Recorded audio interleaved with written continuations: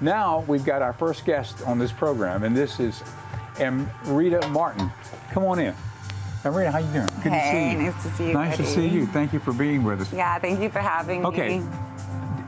Amrita, you and your family have a project called Blue Boy Herbs, right? Yes. Tell us about that. You and your dad, right? Yes, my whole family really, but my dad, he has been practicing herbalism since 1980, and he primarily works with native medicinal plants to the area because they're accessible. You know, you can actually go out, pick them, and know that you have, you know, what you're looking for. When you buy something from the store, you just really don't know a lot of the time. Like, you know, did they get the right species? What's really in this? You know, we had that whole scandal of private companies going and testing all of those supplements at Walmart and finding so much of it being sawdust and hardly any of the actual supplement and plant that they were saying is in there. Really? So, you know, working with your native plants, doing it yourself is really amazing, and you can know that you really have what you're trying to get, the good medicine that's going to work for you. You know, I want to tell you, you know, like my elderberry plants that I've got on my farm out in Kiln. Yeah. I've gotten a situation now where they are almost like waiting for me to come out there and water them. You know, it's like it's almost like there is a you know, once you get to the point where you have that type of relationship with the plant. I know this is going to sound a little strange, but it's a spiritual connection with the plant. Absolutely. And I kind of knew that, but I've experienced it now. Yeah. You know, and for me particularly with that plant. I mean, I've got other things growing, but the elderberry, it's very, very such natural. a sacred plant. It's a sacred plant. It goes back, you know, way into history. They believe it to be, you know, the fairy realm plant. There's so many mystical lores behind it, and it's because it helps people so much. Yeah, you know? It's a mother plant. You know, and so. You can use the flowers, you can use the berries, you can use the bark. They have their own properties. They work on your immune system. They cleanse out your body. Actually, elderberry is said to be a full body cleanser where it causes all of your different excretory systems to excrete their waste. So it's really, really an amazing herb. It's an amazing herb. It really is. And, absolutely. you know, I guess all of them have their own amazing qualities. We have to discover, you know, them. Yeah. But, yeah, it can be a little overwhelming when you get online and you look up a plant and it says it's good for 25 different things. Well, so do you use it for 25 different things? Or is that the choice that you're going to make for each one of those things that it says that it's good for? If you got a lung problem, if you got a heart problem, you know, things like that. Sure, it might support some things, but it has really, each herb has specific indications that it's really, really specifically good for, you know? So elderberry is so good for the immune system.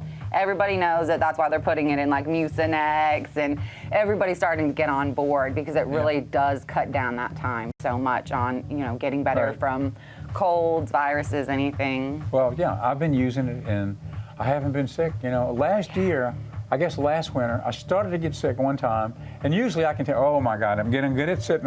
It's getting into my lungs. I'm coughing. I'm going to be, you know, for like weeks.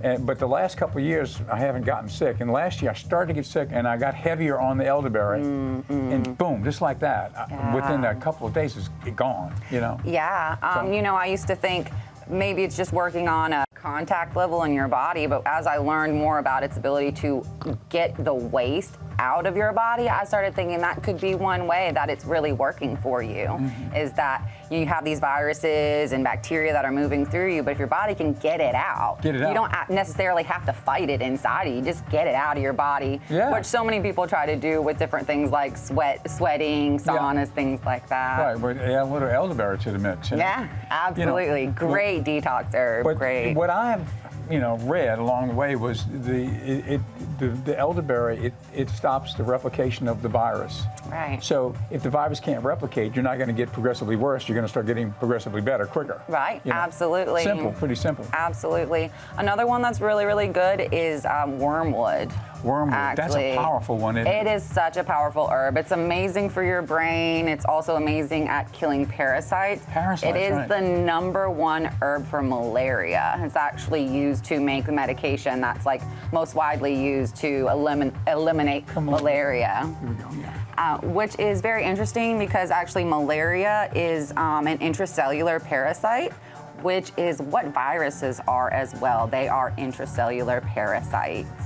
So I was not surprised to recently research online and see that wormwood has shown to inhibit the coronavirus in lab tests. So a couple of universities came together showing that, and just kind of parallels up with that reality that actually those viruses are parasites. And so fighting them with anti-parasitic herbs is a really good option. It makes sense. I mean, Yeah. even if a person does that as a means of warding off, you know, the disease in the first place. Absolutely, as a prophylactic. Yeah. Yeah, just to preventative. Yeah, stop it, you know, and whatever it takes, you know. But yeah, Absolutely. herbalism, you know, holds so many keys, you know, to health. You know, if we stop and recognize it. So now your dad started the company, right? Yes, in 1980. 1980. So you guys have been herbalists for all these years. Yes. That's amazing. Yes, And you serving have a the line South of products. Mississippi area. You have a whole line of products, Blue Boy, right? Yes, everyone always says when they come out, wow, you got a formula for everything. And we carry the products here, many of them. Yes, And yes. so now thank you so brought much. some herbs with you today, right? Yes. What did you bring? So this is one of my favorite plants, Bacopa montanari, and it So is. that's Bacopa. Yes, this is Bacopa. So So- this you'll find growing around the area in shallow ditches and any kind of areas like that that hold water. It can be transplanted into your pond in your yard, whether it be a little water pond or, you know, a lake. It'll do really, really well. You can also grow it in pots. Which I highly recommend doing that, getting it and transplanting it so you don't have to go and track it down in ditches and areas where, you know, snakes like to live. Would this and things root, like or do we that. have to have root? I think it will. I do think it will. I haven't done it yet. I've always taken it With the root? to give to people, but I really do think it will root. Because I might want to plant a few of these about the I farm. have some that I'll give you. Oh, I'm excited, yeah. Yeah. So now, one thing that I know about this is, and you can expound on it. This is good for your brain. Absolutely. So this herb increases circulation to your brain and to your optic nerve, bringing fresh new oxygen to help to eliminate acids that have built up from stress in the brain, which are really, really terrible, and just give that, you know, nourishing oxygen and other nutrients that your brain and your eyes need. It's also a really great herb for anxiety. Anxiety. Yeah, there's been clinical trials on it, and it is shown to work as well as a lot of prescription anti-anxiety medication. How do you get it in your system? So you can do it multiple ways. You can make a tea. You can make a tincture, which I hope we have time to show the audience to do that today. And then you can also make a syrup, which I just started making out of a real strong tea of the plant, and then putting 2 parts sugar, 1 part the tea, so that way it's shelf stable. You can do 1-to-1 also, but then it'll only last for about 4 to 6 weeks in the fridge. But that's one of my favorite ways to get it in, to mix it in with some lime juice So or some there's lemon no juice. alcohol in this? No alcohol in it at all. So what makes it shelf stable then? Having enough sugar.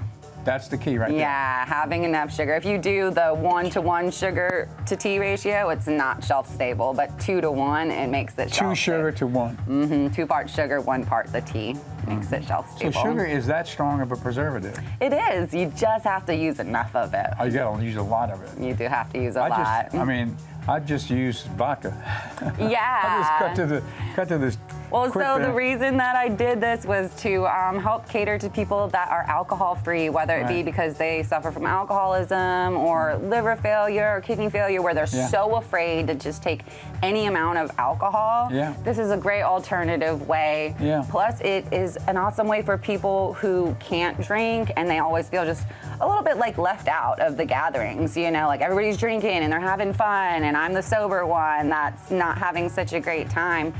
Well, things like this, you can make yourself up a lovely mocktail. A mocktail. A mocktail, alcohol-free, but it's gonna take the edge off and make you feel good. It's gonna taste great, and you'll feel included. You'll feel just a little bit more open to that social setting of being out with people drinking. So a mocktail is a cocktail with no alcohol. Right. Basically, right? Yes. And instead of alcohol, you've got an herbal ingredient that Makes you feel good. makes you anti-anxiety, whatever it might be. Yes, absolutely. Right. So now you brought that. Did you bring that to show us something with that today? This is the actual Bacopa Yes, plant, right? so I brought this Bacopa just to show you guys how simple it is to make an herbal extract. Tinctures are, I mean, there is just absolutely nothing to it. So if you're doing a dry herb tincture, which I kind of don't even really see the point in doing a dry herb tincture. It's already dry. You can just kind of keep it, use it as a tea or something. But when you have fresh herbs, it is just the easiest thing. We're just gonna fill up this jar, have a little bit of room at the top. So you can do this with anything, like any herbs that you have. You can do magnolia bark is one of my mocktails. That contains CBD. Magnolia bark. Magnolia bark, or you can use the leaf of the bay magnolia tree. The actual magnolia leaf? The big Yes. leaf? Well, not of Magnolia grandiflora. It's of the bay magnolia tree, which has these little small magnolias and it's a smaller, it's a miniature version of a big magnolia. Or well, it's a different variety. Like the Different leaves are a different shape, Different and shape. underneath you have it's like a shiny silver. It looks different, but it it is- looks like a magnolia leaf, but it's smaller. The flowers look just like a magnolia flower, but they're about that big when they're bloomed, you know. The bark looks a little bit different. The leaves look a little bit different between the two trees. What about, I want to ask you a question, what about birch bark? Because let me tell you why I'm asking the question. Because the last time we talked, I ordered 2 birch trees and I planted them, and they're doing great. Okay. I nursed them through all this drought, and they're big now, you know, and so what is the birch bark used for? I wish I could tell you. I'm wondering, I know there's medicinal value, right? Yeah, well, I could take some time and look that up for you. What we reference is the medical books like the Matera Medica, King's American Dispensatory, the U.S. Dispensatory, because those are the books that doctors in our country used before the switch over happened to making this medication out of oil, this chemical composed medication. Yeah, before that, those are the books that And were the used. willow tree, the willow bark. Yes, yeah. Willow's an amazing herb. Helps to relieve some pain. It's a good astringent.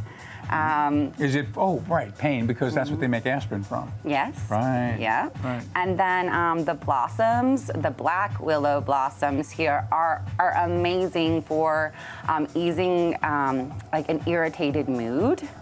We use it in our tranquility formula. It's also really good for the prostate.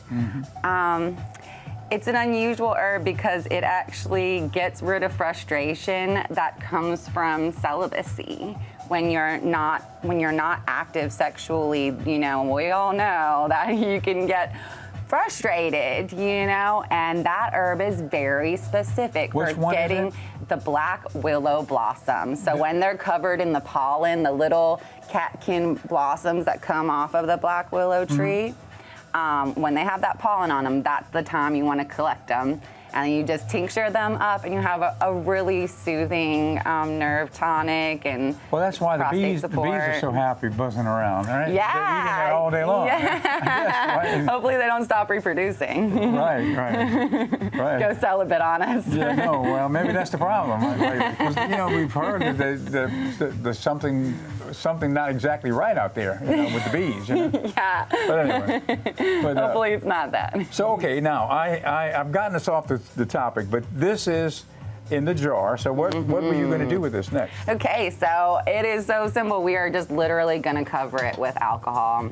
So you want to use 80 proof alcohol. You can use 90 proof, but it's really not necessary unless you're doing something like elderberry, where it has a lot of the juice in it. So any type of juicy plant, you can go ahead and do 90%, just so that way when the extract is done, it doesn't take the alcohol content down too low. So on average, you're gonna get like 20% alcohol left after having it be 80.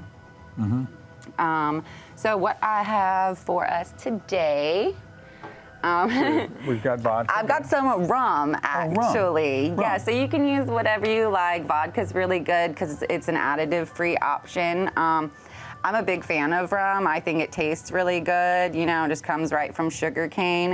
And this is an 80 proof. This is white rum.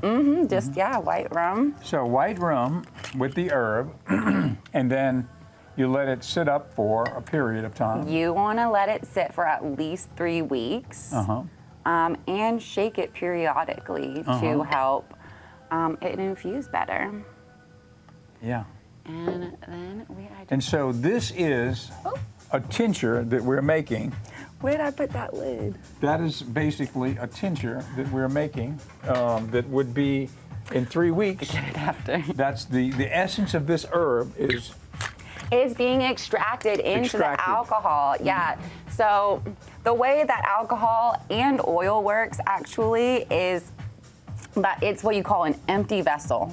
So it has holes inside of it. What? Empty spaces. What does? Alcohol and oil. So you can, when you put a plant into the alcohol, say if you were to drink this alcohol normally, it'd run through your body, and what it would do is it would take from you. Because it has those empty holes, it's gonna pull your moisture, it's gonna pull different things that it's coming in contact with into itself. But when you actually infuse plants into the alcohol, those spaces become filled in the alcohol, in the oil, with the properties of the plant. And so then when you take it in or you apply it topically, it imparts those properties to your body instead of taking from you, which is really an amazing thing, and why alcohol is not regulated in tincture form. So you don't have to have a license to sell tinctures, despite the fact that there is alcohol in it. Yeah. It's because it's not the same as it was before it was tinctured. right. Yeah, it's exactly right. It's the essence of the plant. And you'll feel you could drink a lot of herbs and still feel a little bit of a buzz, but it's not the same. No, and Absolutely you not. know, yeah, exactly. But so you know, I didn't know you could use rum, white rum. I've just, you know, along the way as I've learned, you know, through the various means of learning that I've been going through, vodka is used. I've seen Very that, commonly, but I yes. didn't know white rum. But Yeah, you can use anything. Some people use brandy, just, you know, whatever you like. Vodka is just a real calm and accessible. I can't tell you how hard it was for me to find that rum, actually, when I was looking for it one day. But the first time I ever tried that was a friend of mine actually grew a lot of cane and made rum from that cane. And so he shared some of it with us. We tinctured up some herbs with it, and they were the most delicious tinctures I've ever had in my life. And so I thought, every time I have the chance, I'm gonna tincture with rum just so it tastes so good. Yeah, I'm gonna try that. That's my next project. So now you see how fast the time goes? Yeah. I mean, it goes really fast. I think we might have to start doing an hour show because, you know, 30 minutes just goes by, especially when we're talking about things like this. You know? Right, yeah. So, okay, so tell us again. It's Blue Boy Herbs. Let's see if we can put the super up, Dr. Ponsler. BlueBoyHerbs.com. See, we got it up there. Yeah, great. And that's your website, great. and that's where people can find out more about your products. Yeah. And we're carrying those products in this store too, so we've got them here too. Awesome. So, Amrita, thank you. Thank you for coming. Thank you, Tell your dad Edward. hello. Okay, I Thank will. you.